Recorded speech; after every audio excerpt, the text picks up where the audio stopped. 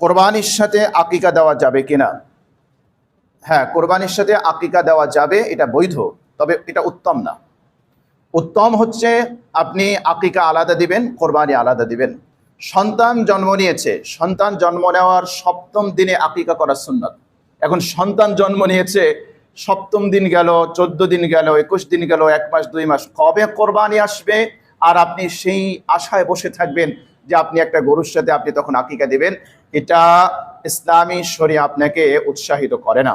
বরং সন্তান জন্ম নিয়েছে, আপনি সন্তানের জন্মের ৭ম দিনে আপনি আকিকা করবেন, সন্তানের সুন্দর নাম রাখবেন, সন্তানের মাথায় যে চুল আছে সেই চুলগুলো ফেলে দিয়ে, অথবা ডাক্তার যদি চুল ফেলতে নিষেধ করে তাহলে গেস করে, অনুমান করে চুলের সমপরিমাণ রৌপ্য বা রৌপ্যমূল্য আপনি সাদাকা করবেন, এটা সুন্নাহ।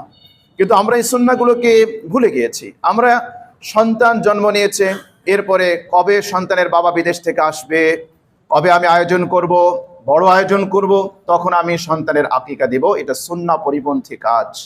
সন্তান জন্ম নিয়েছে, ৭ম দিনে আপনি আকিকা করে ফেলবেন, বাস, আর কোনো কথা নেই, ফুল স্টপ। ৭ম দিনে আপনি আকিকা করবেন।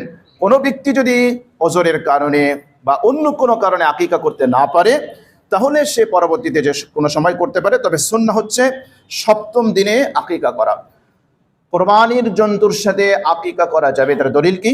মহাগ্রন্থ আল কোরআনুল কারীম সূরা আনআম, আল্লাহ সুবহানাহু ওয়া তাআলা বলছেন, কুল ইন্না সলাতি ওয়া নুসুকি, আপনি বলুন, ইন্না সলাতি, নিশ্চয়ই আমার নামাজ, ওয়া নুসুকি, আমার কোরবানি, ওয়া মাহইয়ায়া, আমার জীবন, ওয়া মামাতি, আমার মৃত্যু, লিল্লাহি রাব্বিল আলামিন, জগৎসমূহের প্রতিপালক আল্লাহর জন্য।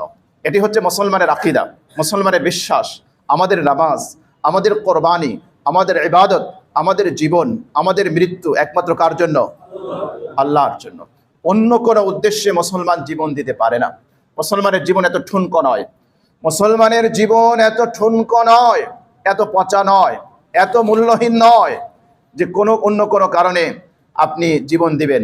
জীবন যদি দিতে হয় আল্লাহর জন্য, রসুলের জন্য, কোরআনের জন্য, ইসলামের জন্য, এর জন্য আপনি জীবন উৎসর্গ করতে পারেন, তাহলে আপনার এই জীবন উৎসর্গ এটা হবে মহামূল্যবান, আপনি শাহাদাতের মর্তবা পাবেন।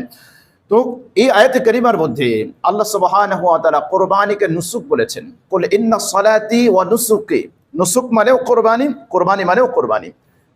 এই আয়াতে কারিমার মধ্যে আল্লাহ সুবহানাহু ওয়া তাআলা কোরবানিকে নুসুক হিসেবে উল্লেখ করেছেন।